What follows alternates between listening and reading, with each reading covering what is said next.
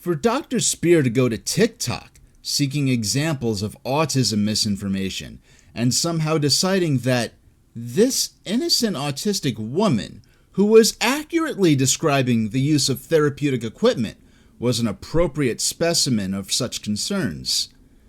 Given the frequent nature of autism discourse on TikTok, it's like a treasure hunter having the keys to Fort Knox and somehow making off with nothing but a handful of pennies while boasting to the world that they found gold. It certainly is impressive, but not in a way that makes said treasure hunter look competent or knowledgeable.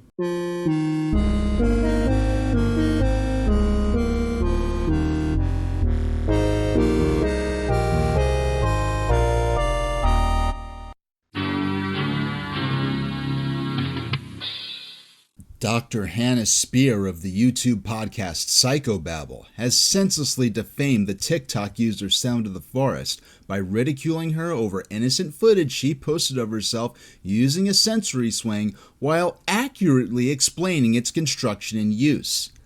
Dr. Spier maliciously misrepresented this clinically diagnosed autistic person's sensory swing as the narcissistic personal invention of a so-called Cluster B girl who allegedly built it to further an insincere fantasy of being autistic, an act that Dr. Spier claims was the result of this person having been denied affection by her parents during childhood. Dr. Spier directly connected this unfounded theory of hers with the idea that so-called new autism treatments like the sensory swing were catering to the fantasies of people with narcissism and other personality disorders who were wrongfully demanding that society accommodate their poor behavior. So these new treatments of autism, it is their fantasy made real. Just look at this girl. She's having a cocoon made while she is imitating Luna Lovegood from Harry Potter. So this is my sensory swing. Even the most cursory research into this matter makes obvious that equipment such as sensory swings has been written about extensively in professional-grade medical literature since the 1970s and has been deployed in clinically administered occupational therapy for over 50 years, in addition to providing in-home comfort. While Dr. Spier mocked and smeared this equipment as an example of recent leftist meddling to the autism definition to enable disability impersonating narcissistic women to be coddled under the guise of autism therapy, the reality is that for multiple generations, these tools have not only brought joy and support to people with autism and other disabilities, but have opened doors for people with natural disadvantages and unusual sensory requirements to enhance their capabilities and cope with a world they desperately seek inclusion in, but often find themselves alienated from.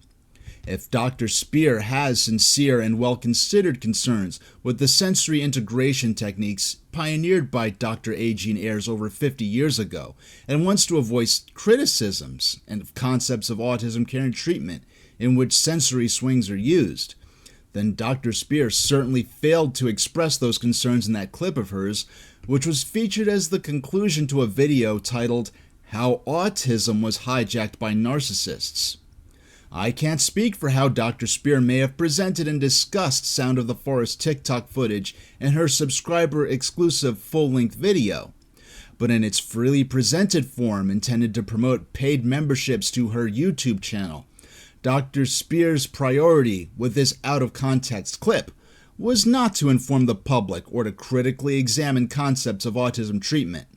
Dr. Spier's goal here was instead to entertain her audience and entice potential customers by targeting a clinically diagnosed autism spectrum disorder patient to be ridiculed and gawked at, to question that person's character and trustworthiness, and to misrepresent the sensory swing she enjoys in her own home for comfort as somehow being the absurd narcissistic invention of a disability impersonator obsessed with returning to the womb to compensate for affection she was allegedly denied by her parents. And here's another example of how cluster B girls are claiming the autism diagnosis and using these sort of therapies to get what they have always fantasized about, because cluster B girls are always pining for the care and attention that they didn't get from their parents. So these new treatments of autism, it is their fantasy made real. Just look at this girl.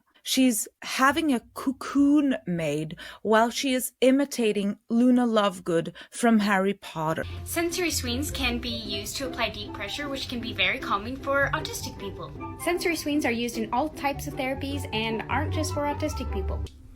Dr. Spier, by implication at the very least, attacked this person as a performatively eccentric, non-autistic narcissist who was pawning off flawed personal theories of hers as autism education.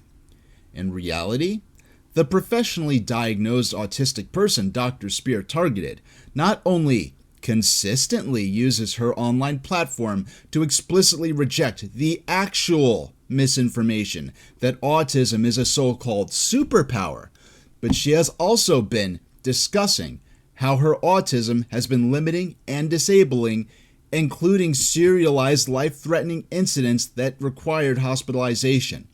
This couldn't possibly be further from Dr. Spier's allegations of this woman selling autism as an impairment-free, quirky fantasy while imitating a Harry Potter character, with that last detail being nothing but a petty insult based on her superficial resemblance to a fictional person who isn't even said to be in the books to be autistic. For Dr. Spier to go to TikTok seeking examples of autism misinformation and somehow deciding that this innocent autistic woman, who was accurately describing the use of therapeutic equipment, was an appropriate specimen of such concerns.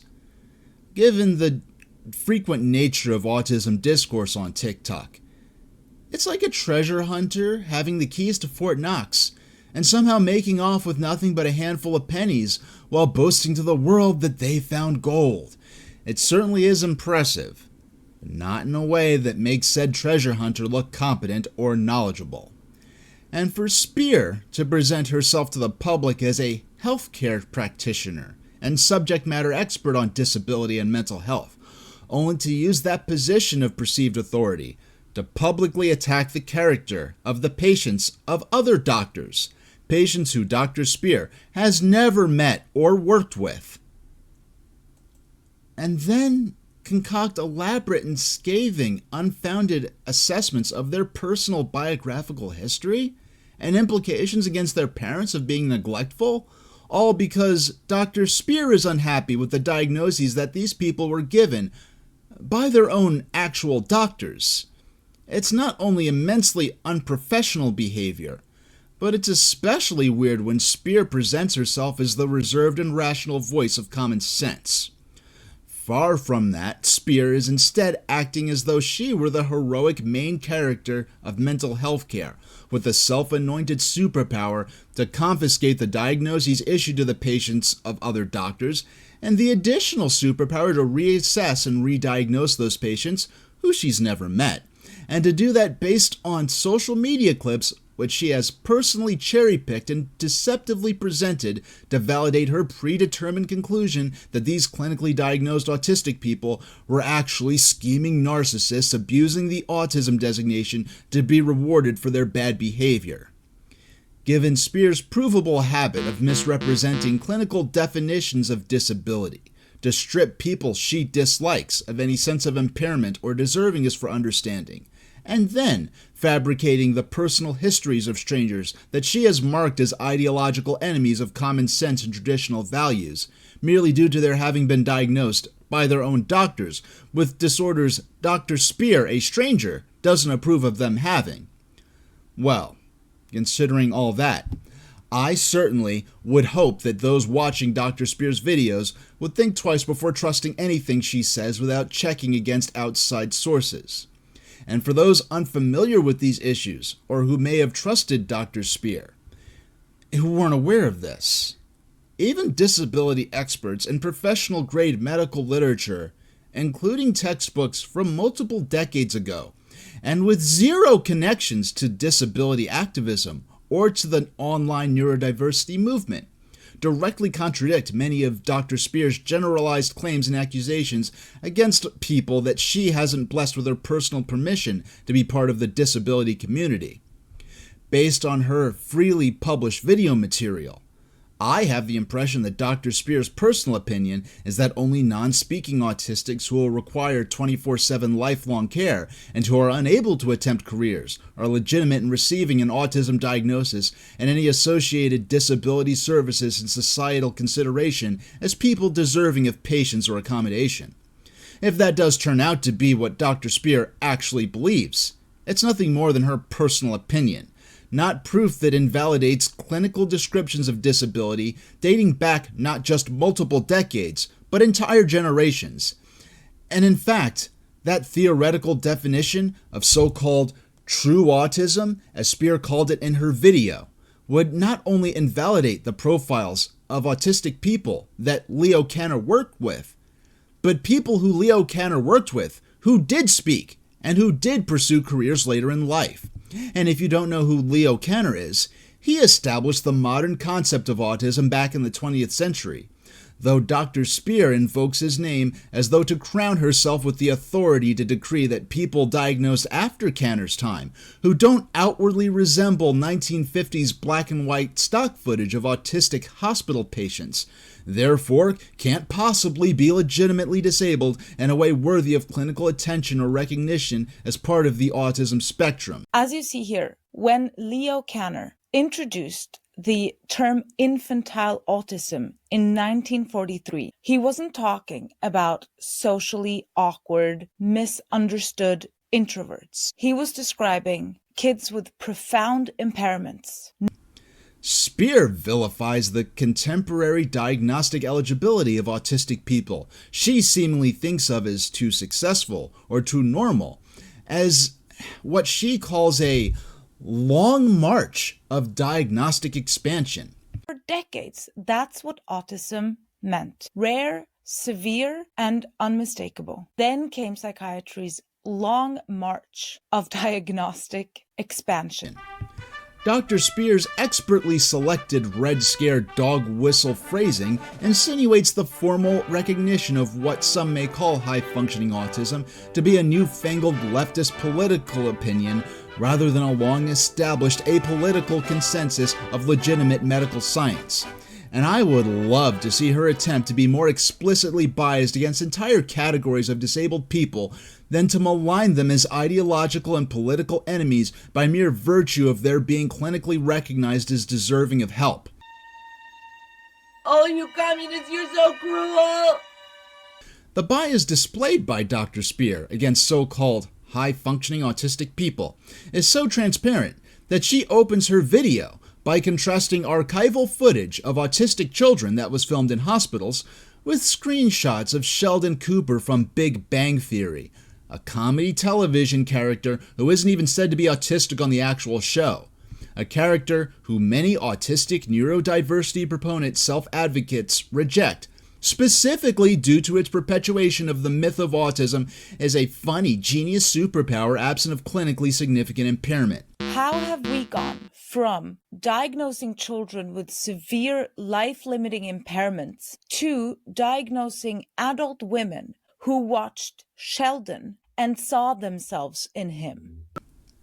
This myth is opposed by a great many autistic self-advocates on the basis that it threatens access to services, accommodation, and societal understanding that disabled people of all support needs levels depend upon to struggle towards reaching and maintaining their full potential and being safe from judgment and stigma while doing so.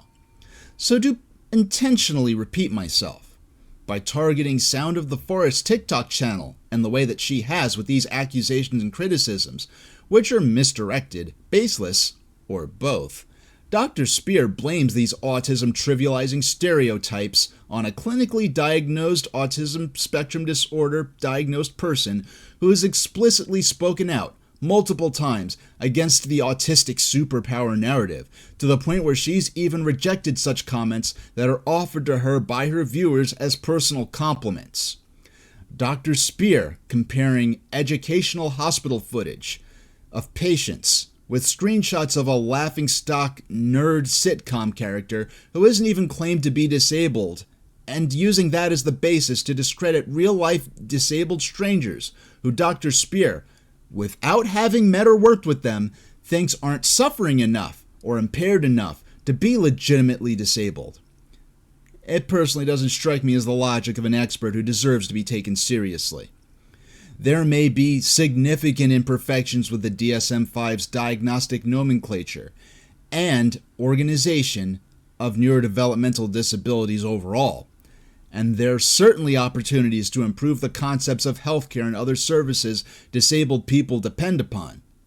But attacking and ridiculing end-level patients is not the path to change, especially not from someone who hopes to get paid to present her hollow personal theories as credible and trustworthy healthcare information, all while marking people who are accurately describing sensory therapy tools and techniques as narcissistic enemies of those with so-called true impairments. And make no mistake, I'm not challenging Dr. Spier simply because she's questioning the DSM-5 or challenging social media talking points that trivialize disability or spread autism misinformation. Because if Spier was properly doing that, I wouldn't be filming right now. In that spirit, I'll provide a link to Cindy Wall's video presentation hosted by the National Council on Severe Autism, which confronts online activity by certain autism advocates, as well as corrects certain online autism misinformation. Cindy's presentation contains none of the conceptual or factual mistakes I've addressed today in Dr. Spier's video on the same subjects, and I would go so far as to recommend it as a positive example on how to address these issues without targeting end-level ASD patients for ridicule in the way that Dr. Spier did in her video. And before anyone makes the mistake of accusing me of recommending Cindy Wall or mentioning the NCSA because I'm fans of theirs, or because they're neurodiversity proponents, or supporters of the DSM-5's autism definitions, you need to be aware that not only is Cindy Wall openly critical of the DSM-5's description of the neurodevelopmental disabilities range that includes autism, but she's someone that I've had extreme disagreements with in terms of some of her opinions on autism, and I've made over 24 hours of videos extensively criticizing the National Council on Severe Autism that hosted Cindy's webinar, a webinar which I'm now recommending as a positive example on how to challenge online autism misinformation without smearing entire clinically recognized subcategories of autistic people as a villainous cabal of narcissistic disability impersonators. For more detailed criticisms of mine regarding Dr. Spier and other opponents of respect towards disabled people, please check out my channel for my other videos, or you could just watch me play and talk about video games or enjoy my poetry. I'll see you all next time, and thanks for watching.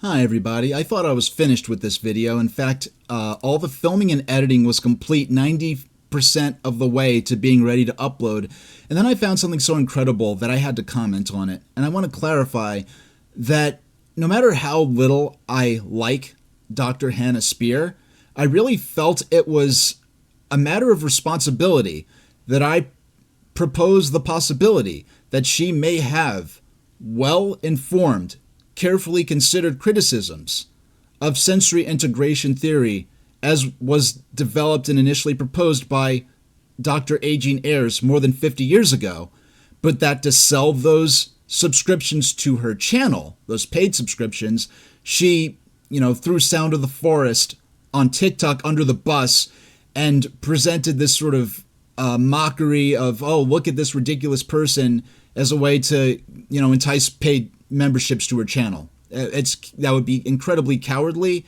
and reprehensible. But I had to leave open the possibility that she may have actual well-considered criticisms of sensory integration theory, and having a principled position of acceptance for free inquiry, whether I agree with anything in particular or not. I felt I had to present that to my potential tiny little minuscule audience here on YouTube. But then for some reason I decided to scroll down to the bottom of the comments for her video, and I found this comment from one of Dr. Spier's viewers saying, "A sensory swing? Ha ha ha, honestly." So someone who watched this never heard of sensory swings until seeing how Dr. Spier presented Sound of the Forest's explanation of them. So this is someone who, thanks to Dr. Spier's video, now thinks that sensory swings are this ridiculous revisionist thing that this TikToker came up with to get attention and to narcissistically roleplay as having a disability. That would be interesting enough. But then Dr. Spier herself replied to the comment, saying that she was shocked. She couldn't believe it. And I was just blown away by this. So either Dr. Spier is knowing that her presentation of Sound of the Forest clip was explicitly misleading at best, if not an outright defamatory lie. Or Dr. Spier sincerely never heard of therapy equipment such as sensory swings, never learned about sensory integration theory and its use in professionally administered occupational therapy for people with autism and other disabilities, and the use of similar equipment for at-home enjoyment and comfort by disabled people. Which would mean that if that's true, it would mean that Dr. Spier actually saw Sound of the Forest's TikTok as her first exposure to sensory integration theory, which Dr. Spier presents as this revisionist liberal distortion of autism care and treatment that came out of nowhere, when this is something that has been established for more than 50 years. And it's really incredible, the idea that Dr. Spier would present herself as not only as an expert on these issues, but one with enhanced understanding of these things, to the point where she wants people to listen to her over other experts and professionals on disability care and treatment. And it would be like if I was watching a video by a doctorate level mathematician who found some random person's video who wrote out a math equation and said, haha, look at that idiot. Not only did they draw their plus sign crooked in their equation, they think that 5 plus 3 is 15, without understanding that they're not performing addition. They're performing multiplication. And this person never heard of multiplication before, in spite of being a doctorate level mathematics expert, supposedly. And if Dr. Spier did have detailed criticisms of sensory integration theory, and she wanted to do a GoFundMe so that she could raise money to do a scholarly clinical study on the effectiveness of sensory integration theory, I would be all for that, because I'm not against inquiry that challenges established concepts of healthcare and understanding of human brain functionality that could potentially help people like me and people like many of my classmates and friends who actually were in professionally administered therapy that employed these concepts. If something could come about that would provide better help, better stacking of the odds in the favor of disabled people to have the most independent functionality and potential for self-reliance possible, I would be all for that. But that's not what Dr. Spier's doing here. Best case scenario. I mean, I don't know. There is no best case scenario. Any explanation for this looks bad.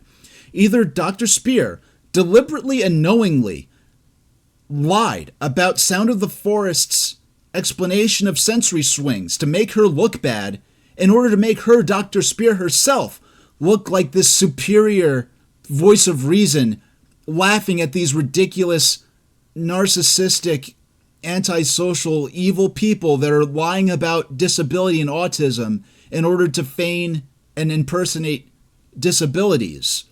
Or she literally did not know about a major aspect of autism care and treatment while making a video criticizing established notions of autism care and treatment. Like, I don't even care if Dr. Spier thinks that sensory integration theory, as pioneered over 50 years ago, isn't effective. That's fine. That's her opinion to have, especially if she could back it up with proposals for improved forms of therapy or proposals for a scholarly study to be done. Like, that would be fine. But she's misrepresenting concepts of autism care and treatment in order to ridicule clinically diagnosed end-level patients. And I don't know how anyone's supposed to be able to trust this person. And given the nature in which Dr. Spier sells herself and explains herself, and given the motivations of a lot of her viewers, seemingly, who are supportive of her, it seems like she would defend this by making it an issue of liberals versus conservatives, or common sense versus ridiculous revisionist nonsense. Welcome back to Psychobabble, where we expose bad therapy and the liberal narratives that contribute to our poor mental health. I'm Hannah Spier. Please like and subscribe. Fuck you. Fuck you. Fuck you. As you see here, when Leo Kanner introduced the term infantile autism in 1943, he wasn't talking about socially awkward, misunderstood introverts.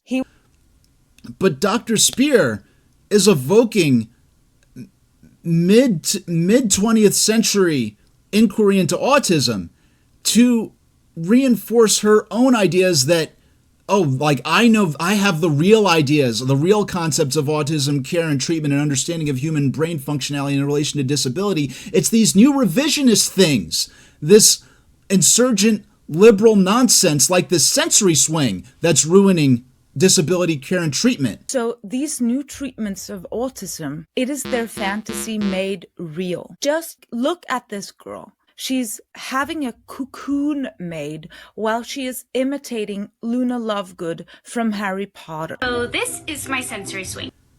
Completely leaving out or being completely ignorant of the fact that these concepts of autism care and treatment date back over 50 years. So once again, Dr. Spier, if you're watching this, you need to watch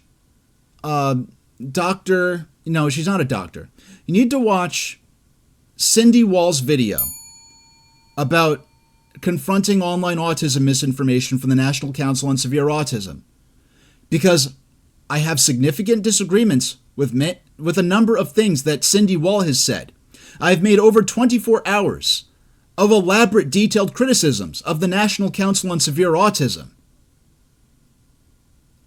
Yet, her webinar by someone I frequently disagree with on autism, that was hosted by an organization which I've made over 24 hours of critical videos against, has none of the problems that you've managed to work into your video. So it's not a matter of me being mad because you're critical of the DSM-5 construction of the neurodevelopmental disabilities range. It's not a matter of me being pissed because you're confronting online autism misinformation.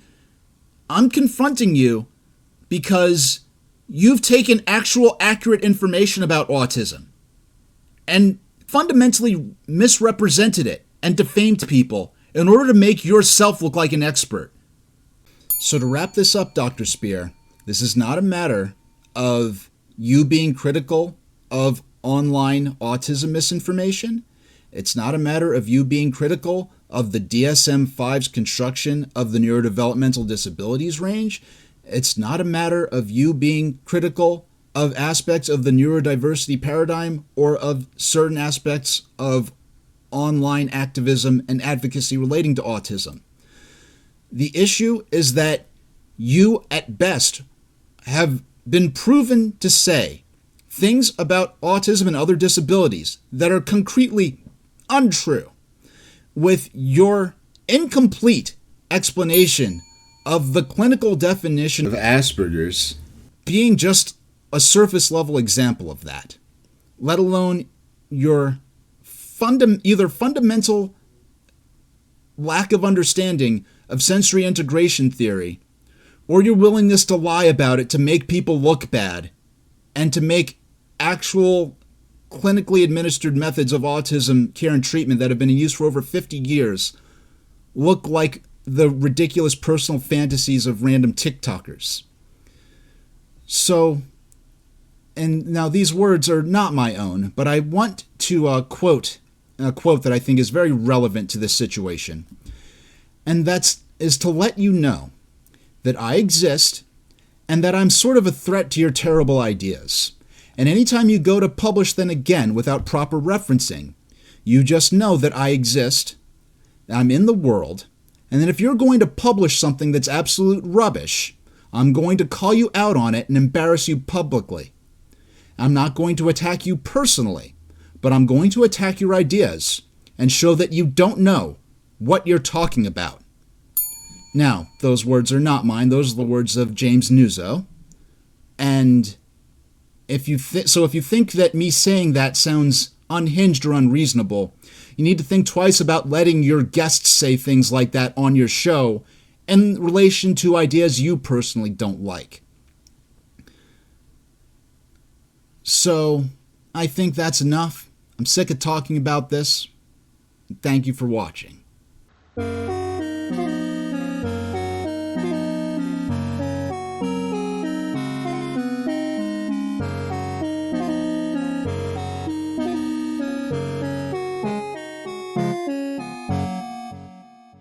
I exist and I am sort of a threat to your terrible ideas. And anytime you go to publish them again without proper referencing, you just know that I exist. I'm in the world. And if you're going to publish something that's absolute rubbish, I'm going to write in a letter to the editor and embarrass you publicly. I'm not going to attack you personally, but I'm going to attack your ideas and show that you don't know what you're talking about. I don't care about your hollow theories.